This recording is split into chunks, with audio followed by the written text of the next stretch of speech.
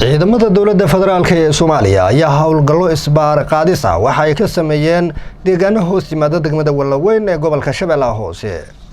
kadib markii howlgal qorsheysan ay ciidamada kumaandooska xoogga dalka ee danab ay ka sameeyeen wadada isku xirta degmooyinka Afgooye iyo Walaweyn ay gobolka Shabeellaha Hoose ay ku guuleysteen in ay qaadaan 4 isbaaro oo maleeshiyo halkaas ay dhigteen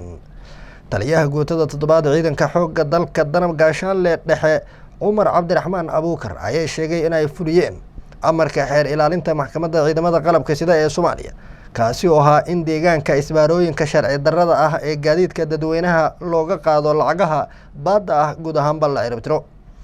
taliyaha ayaa intaasi ku daray in haatan ay ku guuleysteen qaaditaanka isbaarooyinkaasi sharci darrada ah isaga oo dignin u diray maleeshiyada isbaarooyinka dhigta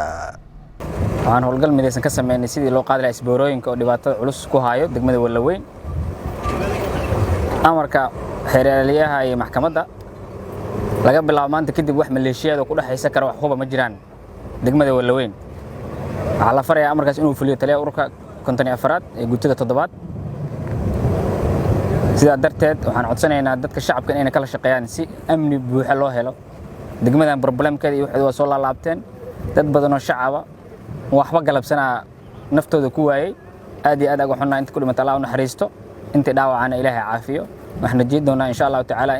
inta waxas geysatay sharci in la waafajin doono iyo xiraalihii la joogo taliye ururkan aan ka rabno inuu shaqadaas qabto qof Allah qofka degmadan dhibaato ku haayo in la dhaafsiyo rajeynaa xeer ilaaliye ku-xigeenka maxkamadda ciidamada qalabka sida ee Soomaaliya gaashaanle Maxamed Cabduqaadir oo ku helinayay ciidamada xoogga dalka howlgalkan isbaar qaadista ah ayaa waxa uu sheegay in ciidamadu ay u igman yihiin badqabka shacabka isla markaasna ay guud ahaanba soo afjarayaan isbaarooyinka maanta maaragtay soo kormeernay goobihii ay dhibaatadu ay ka taagneed awaamirta maxkamadda ciidamada qalabka sida ee Soomaaliyeed oo baxayna aan fiirinayn inuu fuliyo in kala waxaan ugu mahad celinayaa taliyaha guutada 7 ee qaybta 6aad iyo taliyihiisa ururka iyo dhammaan saraakiisha ka hooseysaba sidii u fuliyeen amarkii maxkamadda ciidamada qalabka sida ee Soomaaliyeed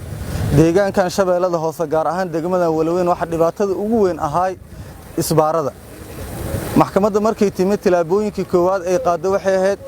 asalka dhibaatada meesha ahayd in laga abaaro oo ahayd in isbaarada meesha laga qaado gudoomiye ku-xigeenka arrimaha bulshada ee gobolka Shabeellaha Hoose ayaa ciidamada xoogga dalka uga mahad celiyay sida ay u qaadeen isbaarooyinkii halkaasi yaalay dhammaan waxa la wixii isbaarooyinay waa la qaaday ciidamada qalabka sida iyo xeer ilaalintu iyo maxkamadda ciidamada qalabka sida aad iyo aad ay u mahadsan yihiin shaqo fiican ayay ka qabteen